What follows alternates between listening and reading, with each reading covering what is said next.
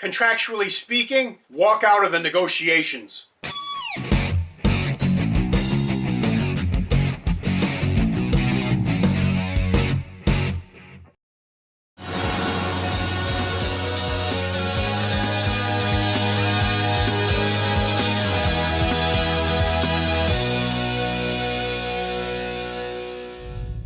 Hi, welcome to the Silver Spleen. My name is Dewey Cheatham, and this is my review of Love Contractually. Love Contractually is directed by Li Guonan, who was an assistant director to Zhang Yimou for Happy Times, Hero, and Curse of the Golden Flower. Love Contractually is his directorial debut, and hopefully his directorial swan song. Love Contractually tells the story of a female CEO who has everything she wants in life, except love, and a man, and a baby, because, you know, women, right? I hate to go negative this early, but quite honestly, I am sick to f***ing death of Chinese movies portraying women so piss poorly. If you want to have just ridiculously unbelievable, easily manipulated female characters, that's fine. But characters like that don't make it in the world of business. They don't become chief executive officers of large corporations. They don't find financial and professional success while harboring an overwhelming need to fill the vast emptiness at the center of their life with a man, his cock, or a baby. Too many movies I watch treat women with the kind of atavistic chauvinism that's more outdated than my taste in music. But to be fair, most, if not all, of Love Contractually is utterly devoid of realism, so maybe women don't have to feel insulted. Cheng plays a motorcycle courier in China. His home is palatial and tastefully decorated and absolutely spotlessly clean, even though he keeps and maintains his motorcycle in it. This courier takes a job as a personal assistant, that's not a euphemism, to Katrina, an executive in her mid-30s, played by Sammi Cheng,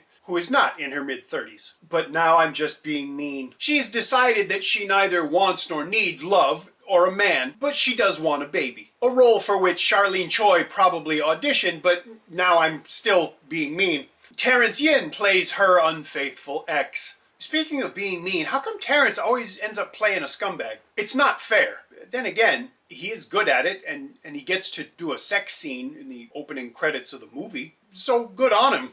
I can't complain about any of the performances in this movie, to be honest. They all deserve an award for making the awful writing in this movie seem almost passable. Sammi Cheng has it the worst, trying to play a character so unrealistic it was hard for me to even listen to her.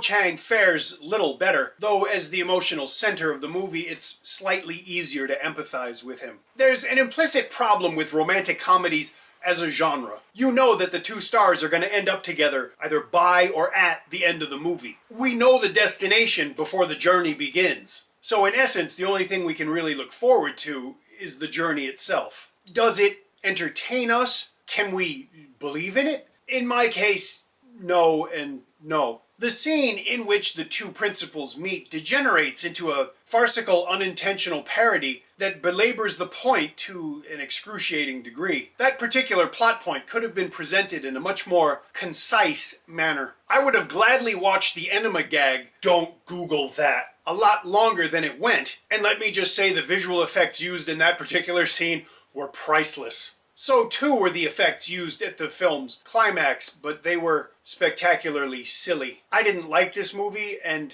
I'm already tired of talking about it. You know, I used to think that when I'd watch romantic comedies that it was because I had some kind of emotional problems, and I'm not saying I don't, it's just that I don't think that that's what kept me from enjoying this movie. I think what kept me from enjoying it was its grossly pedestrian nature. You could see everything coming a mile away, and it was just flat and dull and by the numbers, and it really seemed to drag, and I just wanted to pull my teeth out. The acting in it was okay, and some of the locations are nice, but I just sat there going, who wants to watch this? It certainly wasn't me. Now, if you want to watch it, go ahead. I think it's still in cinemas, but if you don't get a chance to see it that way, wait until you can pay for the privilege by renting it or buying a disc.